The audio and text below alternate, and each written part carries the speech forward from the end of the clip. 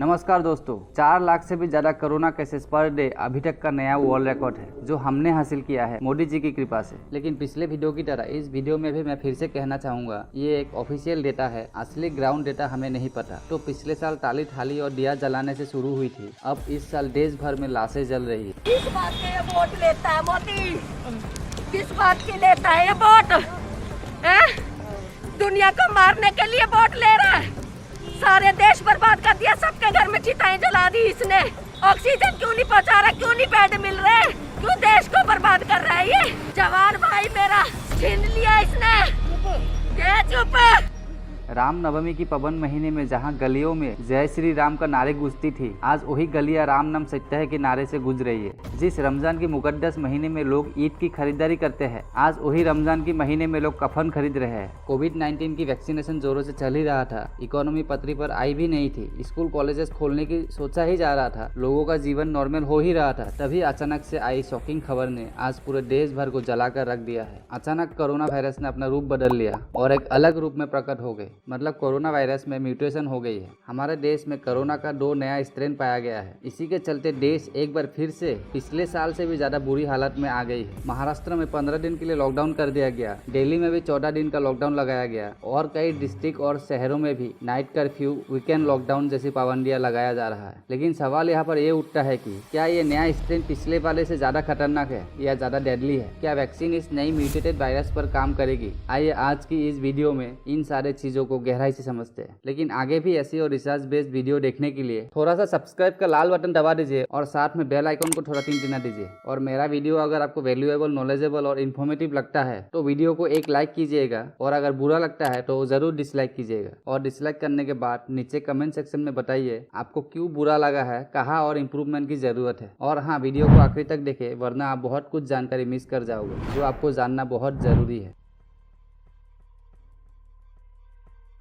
24 मार्च 2021 को union health ministry ने announce किया कि एक नया स्ट्रेन डिस्कवर किया है SARS-CoV-2 वायरस का। जैसे कि आप सबको पता होगा, जो एक्चुअल वायरस है उसका असली नाम है SARS-CoV-2 और उससे होने वाली बीमारी को कोविड-19 कहते हैं। इंडिया में नया स्ट्रेन मिलने के बाद से ही इंडिया का डेली न्यू केसेस का नंबर डबल, ट्रिपल, यहाँ तक कि 10 गुना ज्यादा होने लगा है। और ये पाया गया है कि जो नया केसेस आ रहा है उनमें से 61% केसेस इस वायरस के नए स्ट्रेन से आ रहे हैं। हालांकि ये डेटा बदलते रहेंगे जितना और आगे नया डेटा कलेक्ट होते जाएंगे। फिलहाल 61% है मेरे ये वीडियो रिकॉर्ड करने तक। इस नए स्ट्रेन को नाम दिया गया है V1617। तो अब सवाल ये आता है कि ये नया स्ट्रेन आया कहाँ से? सिंपली कहूँ तो म्यूटेशन से। तो म्यूटेशन के बारे में आगे और जानने से पहले आपको ये जानना जरूरी होगा कि म्यूटेशन क्या है और कैसे होता है। लेकिन दोस्तों, म्यूटेशन एक ऐसी चीज़ है जो हर पल, हर सेकंड होती रहती है धरती पर रहने वाले हर एक लिविंग ऑर्गेनिज्म के साथ, इंसानों में, जानवरों में, पेड़ पौधों में और वायरसेस में भी। यहाँ तक कि आपको एक छोटी सी जानकारी और एक दे दूं, वायरस इस दुनिया में इंसानों से पहले से ही था। खैर, इनफैक्ट म्यूटेशन एक ऐसी इंपॉर्टेंट चीज़ है, अगर ये नहीं होगी तो एवोल्यूशन यानी किसी भी चीज़ का विकास ही नहीं हो सकती। कोई भी लिविंग ऑर्गेनिज्म धरती पर रहेंगे ही नहीं म्यूटेशन के बिना। तो क्या है ये म्यूटेशन? म्यूटेशन का मतलब हिंदी में होता है परिवर्तन। मतलब सिंपली कहूँ तो म्यूटेशन एक ऐसी मिस्टेक है जो जीन्स में होते हैं, जीन्स को कॉपी करते वक्त। बेसिकली डीएनए के सीक्वेंस में जो चेंज आते हैं उसी को ही म्यूटेशन कहते हैं। मतलब डीएनए का डिजाइन थोड़ा चेंज हो गया एक मिस्टेक की वजह से और वही से म्यूटेशन होना शुरू हो गया। दोस्तों, म्यूटेशन 2 कारणों से हो सकती है। पहला कारण है एनवायरमेंटल रीजंस। मतलब जब आपके आसपास के एनवायरमेंट में कुछ बदलाव आता है, जैसे कि 1984 की भोपाल गैस ट्रेजेडी, जिसकी वजह से आज तक वहाँ के पूरे एरिया में जितने भी लोग हैं या जो भी नए बच्चे पैदा होते हैं वहाँ पर, वो नॉर्मल नहीं होता, कुछ ना कुछ एबनॉर्मल या फिर कुछ ना कुछ विकलांग जैसे सिचुएशन में पैदा होते हैं, क्योंकि वहाँ का एनवायरमेंट में आज भी गैस का रेडिएशन का असर है, जिससे वहाँ रहने वाले इंसानों का डीएनए में कुछ चेंजेस या डैमेज हो चुका है। ठीक वैसे ही 1945 का हिरोशिमा नागासाकी का न्यूक्लियर अटैक के आज 76 ईयर्स के बाद भी वहाँ के लोगों के डीएनए में जेनेटिक इफेक्ट देखने को मिलता है उस न्यूक्लियर रेडिएशन का। म्यूटेशन की वजह से इवेंचुअली आपको जन्म से ही या जन्म के बाद में कैंसर भी हो सकता है। इसीलिए जब सूरज का अल्ट्रावायलेट इंडेक्स हाई होता है तब बिना सनस्क्रीन लगाए बाहर नहीं जाना चाहिए। अब म्यूटेशन का दूसरा कारण है रिप्रोडक्शन। अब रिप्रोडक्शन कैसे होता है? जाहिर सी बात है, सेक्स करने से। समझिए कैसे? देखिए, रिप्रोडक्शन शब्द का मतलब है री मतलब फिर से, प्रोड्यूस मतलब उत्पादन करना, प्रोड्यूस से होता है प्रोडक्शन मतलब अपने जैसे फिर से और पैदा करना। इसीलिए इंसान ही जन्म देता है, जानवर नहीं। इसको आप टेक्निकल भाषा में कॉपी पेस्ट करना मान लीजिए। पर लिविंग ऑर्गेनिज्म में जब डीएनए का कॉपी पेस्ट होता है उस वक्त डीएनए में कुछ ना कुछ गलतियां हमेशा होती है और कई बार ये गलतियां अच्छी होती है यानी पॉजिटिव होती है और मैक्सिमम वेस्ट होती है यानी मर जाता है। चलिए एक फैमिली का एग्जाम्पल देके समझाता हूँ, समझिए। देखिए इस फैमिली में सारे लोग देखने में एक जैसा है, लेकिन अचानक से इस फैमिली में किसी के अंदर एक म्यूटेशन होती है और एक बच्चा पैदा होता है जो बड़ा होने के बाद 6 फीट हाइट का हुआ और अच्छा खासा हेल्दी और गुड लुकिंग भी बना। तो इसके बाद से मेजोरिटी चांसेस है कि इस फैमिली में अब से ऐसे ही हट्टे कट्टे बच्चे पैदा होंगे इन फ्यूचर, क्योंकि जैसे कि शुरू में ही कहा मैंने मेजोरिटी म्यूटेशन वेस्ट हो जाते हैं, कुछ एक आठ ही पॉजिटिव इम्पैक्ट दिखाता है। तो नेचुरल सिलेक्शन की वजह से ओवर जनरेशन यानी आने वाली पीढ़ियों में हमेशा हेल्दी और गुड लुकिंग और टॉल इंसान पैदा होंगे उस फैमिली में, क्योंकि उन्हें अब एडवांटेज मिल गया इस गुड लुकिंग हेल्दी बच्चे के रूप में। तो मुझे लगता है ये एक बहुत ही सटीक और बढ़िया एग्जाम्पल दिया मैंने आपको ये समझाने के लिए कैसे म्यूटेशन नेचुरल सिलेक्शन में मदद कर सकती है एवोल्यूशन में। हजारों लाखों सालों से इसी म्यूटेशन का मिस्टेक्स होते होते ही हम चिंपैंजी से इंसान बने। दुनिया भर में जितनी भी लिविंग ऑर्गेनिज्म है उन सब के एवोल्यूशन के पीछे कोई ना कोई म्यूटेशन जिम्मेदार है। लेकिन फिर से बोल रहा हूँ, majority time mutation effect positive नहीं होती है, ज्यादातर वही एबनॉर्मल या डिसएडवांटेज ही होते हैं या फिर यूजलेस होती है। फॉर एन एग्जाम्पल इनकी 6 उंगलियां भी एक म्यूटेशन की वजह से ही हुआ है। अब ये अच्छा है या बुरा है ये आप डिसाइड कीजिए। ठीक वैसे ही आपने देखा होगा 2 सर एक बॉडी के साथ बच्चे पैदा होते हैं, वो सब म्यूटेशन का डिसएडवांटेज है। तो दोस्तों आसान भाषा में ये एक ओवरव्यू था आपको समझाने के लिए कि म्यूटेशन क्या है और कैसे काम करता है और ये कैसे एक जनरेशन को चेंज कर सकता है। इसीलिए हम इंसानों को इतने साल लग गए चिंपैंजी से इंसान बनने के लिए, क्योंकि हम इंसानों में म्यूटेशन होने में बहुत टाइम लगता है, सालों लग जाता है, करोड़ों साल लग सकते हैं। उम्मीद करता हूँ दोस्तों आप समझ गए होंगे। अगर नहीं समझ में आया तो नीचे कमेंट करके आप बता सकते हैं, कोशिश करूंगा आगे और इसमें एक डिटेल वीडियो आपको समझाऊं।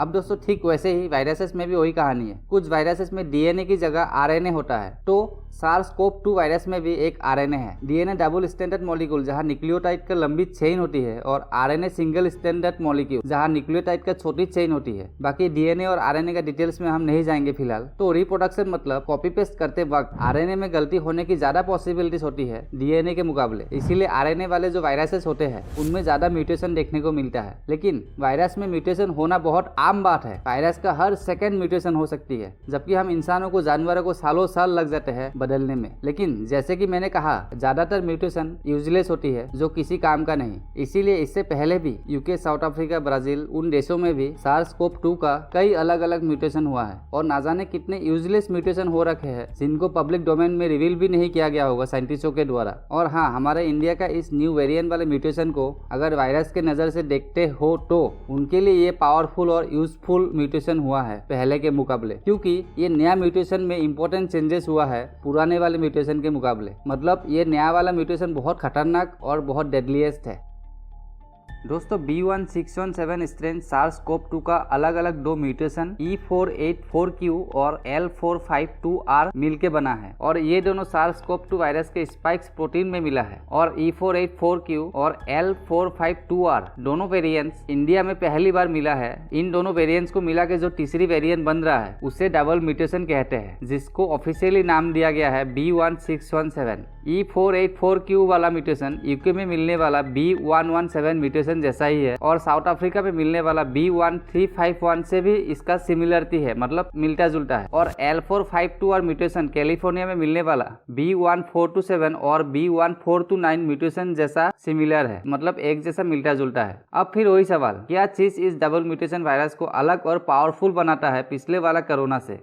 दोस्तों इस नया डबल म्यूटेशन B1627 वायरस में पहले वाले वायरस से एक बड़ा डिफरेंट ये हुआ है कि इस वायरस के स्पाइक्स प्रोटीन में म्यूटेशन हुआ है और स्पाइक्स प्रोटीन वायरस का इंपॉर्टेंट हिस्सा होता है। ये जो आप लाल, पीला और संतरा रंग का जो कांटे वाले हिस्सा देख रहे हो वही पर है स्पाइक्स प्रोटीन। पर ध्यान दीजिएगा इसमें भी 3 अलग अलग हिस्सा है, सारे स्पाइक्स प्रोटीन नहीं है। ये देखिए लाल वाला स्पाइक्स प्रोटीन, संतरा वाला ई प्रोटीन और पीला वाला हेमाग्लूटिन। तो हम बात करेंगे सिर्फ स्पाइक्स प्रोटीन के बारे में, क्योंकि म्यूटेशन यहीं पर हुई है। है। और ये स्पाइक प्रोटीन वायरस का इम्पोर्टेंट हिस्सा इसीलिए है क्योंकि यही स्पाइक प्रोटीन हमारे सेल्स को पेनेट्रेट करने के काम करता है। एक्सपर्ट्स के मुताबिक अब ये नया वायरस अपनी म्यूटेटेड स्पाइक प्रोटीन के जरिए ज्यादा आसानी से इंसानों की सेल्स से बाइंड कर सकता है। बाइंड मतलब इंसानों के सेल्स को पकड़ के उसके अंदर घुस सकता है और 2 गुनी 10 गुनी तेज स्पीड से खुद को मल्टीप्लाई यानी कॉपी पेस्ट कर सकता है, जो आपको मैं वीडियो की शुरुआत में कहा था। मतलब अब ये नया वायरस इंसानों के सेल्स के लिए बेहतर तरीके से फिट हो चुका है क्योंकि अब उनका स्पाइक प्रोटीन में ज्यादा ताकत आ गया है। इन स्पाइक प्रोटीन को आसानी से समझने के लिए इसको आप वायरस का हाथ पैर समझ लीजिए, जिसके द्वारा वायरस इंसानों की सेल्स के साथ चिपक जाता है और कैसे चिपक के बाइंड करके इंसानों के सेल्स के अंदर घुस जाता है आप वीडियो में देख सकते हो। मतलब आसान शब्दों में कहूँ तो ये नया वायरस के हाथ पैर पहले वाली वायरस के मुकाबले बहुत ज्यादा पावरफुल हो चुका है। इसीलिए आप देख रहे हो कितने लोगों की मौतें हो रही है। और एक्सपर्ट्स का मानना है कि स्पाइक प्रोटीन में म्यूटेशन होना मतलब ये वायरस को और ज्यादा पावरफुल और कंफर्टेबल बनाता है इंसानों की शरीर में घुसने के लिए, और फिर एंटीबॉडीज भी उस पर काम नहीं करता। इस नए म्यूटेशन की यही सबसे बड़ी चेंजेस हुई है। अब अगला सवाल ये है कि ये जो नया म्यूटेशन हुआ है, मतलब ये जो नया स्ट्रेन है, इसको देश में पहली बार कहाँ मिला था? दोस्तों, इंडियन हेल्थ मिनिस्ट्री के मुताबिक डबल म्यूटेशन वाली नई स्ट्रेन सबसे पहले महाराष्ट्र में मिला था। जनवरी 2021 में 19 नए कोरोना सैंपल्स में से 4 में B1617 डबल म्यूटेशन वाली वायरस पाया गया था। फिर फरवरी 2021 में 18 जिलों के 234 कोरोना सैंपल्स में से 16 जिलों के 151 सैंपल्स में ये नई B161 वाली डबल म्यूटेशन वाली नई स्ट्रेन पाया गया। मतलब महाराष्ट्र B1617 डबल म्यूटेशन वाली वायरस की जड़ है, मतलब वो रूट है। फिर महाराष्ट्र से ये वायरस फैलते फैलते अब दिल्ली, उत्तर प्रदेश, वेस्ट बंगाल, मध्य प्रदेश, गुजरात, कर्नाटका, पंजाब और देश भर में फैल चुका है। लेकिन दोस्तों, इंडियन एक्सप्रेस की इस रिपोर्ट के मुताबिक ये डबल म्यूटेशन वाली नई स्ट्रेन 5 अक्टूबर 2020 को ही मिला था एक्सपर्ट्स को, पर सरकार ने हमसे ये बात छुपाई क्योंकि उनका इलेक्शन सीजन चल रहा था और उनको रैलियां करना था। अब आप सोचिए, जब अक्टूबर 2020 से ही सरकार को पता था इस नए वेरिएंट के बारे में और उसी टाइम से अगर एक्शन लेती तो क्या आज देश जलते रहता? क्या आज इतने लोग मारे जाते? आप सोचिए और नीचे कमेंट सेक्शन में बताइए जरूर आपका क्या कहना है इस पर।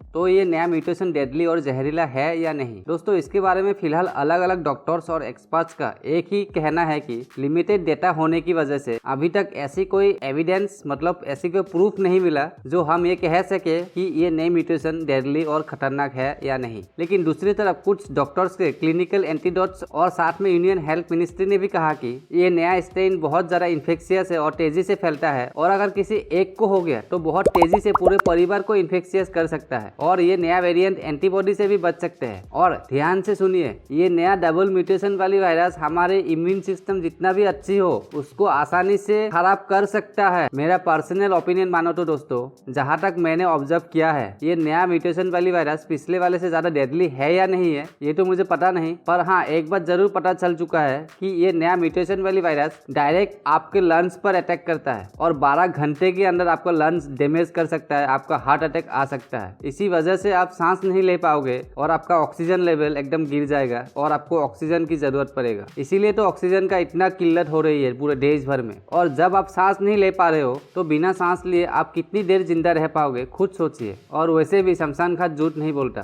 वायरोलॉजिस्ट डॉक्टर कामिल कहते हैं कि इंडिया के डबल म्यूटेशन वाली वायरस ज्यादा डेडली नहीं है और ना ही इनहेरेंटली ट्रांसमिसिबल है, पर उन्होंने आखिर में ये भी कहा कि इसकी सिक्योरिटी के लिए अभी और डेटा की जरूरत है। सो फिलहाल कंक्लूजन यही है दोस्तों, फिलहाल कोई एग्जैक्ट क्लियर स्टेटमेंट किसी एक्सपर्ट या डॉक्टर का नहीं है कि एग्जैक्टली ये वायरस डेंजरस है या नहीं। सबने एक ही सुर में कहा कि अभी डेटा लिमिटेड होने की वजह से कुछ भी श्योरली नहीं कहा जा सकता। लेकिन फिर से अगर मेरा पर्सनल ओपिनियन मानो, आप सतर्क रहिए, जितना हो सके घर में रहिए, घर से एक कदम भी बाहर मत निकालिए अगर आप खास करके दिल्ली, उत्तर प्रदेश जैसे स्टेट में हो, क्योंकि वहाँ के हवा में ही जहर फैल चुका है। और हमेशा अपना हाथ धोए रखे, मास्क पहने रखे, डबल मास्क पहने। और हाँ, इसका सोल्यूशन क्या है? अगर आपको बाई चांस मान लीजिए हो गया ये डबल म्यूटेशन वाली वायरस आपको हो गया तो आप क्या करें? क्योंकि अस्पताल में बेड्स नहीं है, ऑक्सीजन नहीं है, डॉक्टर्स नहीं है, सरकार का कोई ध्यान नहीं है, तो आप क्या करोगे? मर तो सकते नहीं है, तो आपको कुछ घबराने की जरूरत नहीं है। आप एक पल्स ऑक्सीमीटर खरीद लीजिए। आप अपना ऑक्सीजन लेवल चेक कीजिए। अगर आपका ऑक्सीजन लेवल 94 से ऊपर है तब आप ठीक है, कोई डरने की बात नहीं है। अगर आपका ऑक्सीजन लेवल 94 से नीचे है तो आप अपने डॉक्टर से कंसल्ट कीजिए, उनसे बात कीजिए। अगर आपका ऑक्सीजन लेवल 80 से नीचे है तो आपको थोड़ा डरने की जरूरत है। और हाँ, गर्म पानी पीते रहिए, हर घंटे हर आधे घंटे में गर्म पानी पिए। तो दोस्तों ये था एक ओवरऑल इन्फॉर्मेशन इस नए म्यूटेशन वाली वायरस के बारे में। उम्मीद करता हूँ वीडियो आपको इन्फॉर्मेटिव और नॉलेजेबल लगा होगा। बाकी अगर आपको इस वीडियो से थोड़ी सी भी वैल्यू मिली है तो इस वीडियो को आपके दोस्त यार परिवार के साथ शेयर कीजिएगा, क्योंकि नॉलेज शेयर करने से ही बढ़ता है। और मुझे लगता है ये वीडियो बहुत इंपॉर्टेंट है सबको जानने के लिए, क्योंकि लोग बहुत कंफ्यूज है, उसकी वजह से भी बहुत पैनिक क्रिएट हो रहा है। और हाँ, चैनल को सब्सक्राइब करके मेरे साथ जुड़िए। आपकी एक सब्सक्राइब, एक लाइक से मुझे बहुत एनर्जी मिलती है, बहुत मोटिवेशन मिलती है। फ्री है, कोई पैसा नहीं लगता। आप सब्सक्राइब करोगे मतलब आप मेरे साथ जुड़ जाओगे। मैं जब भी नया वीडियो डालूंगा आपको नोटिफिकेशन मिल जाएगा। और हाँ, आप लोग बताइए वीडियो कैसा लग रहा है ताकि मुझे पता चले। तो दोस्तों तब तक के लिए मुझे दीजिए इजाजत। मिलते हैं अगले और एक नई जानकारी के साथ। बहुत बहुत धन्यवाद। नमस्कार।